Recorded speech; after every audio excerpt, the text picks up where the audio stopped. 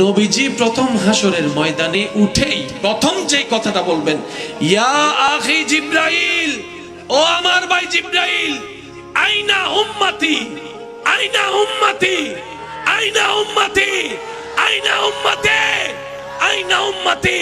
ও জিব্রাইল, আমার উম্মত কোথায়, আমার উম্মত কোথায়, আমার উম্মত কোথায়?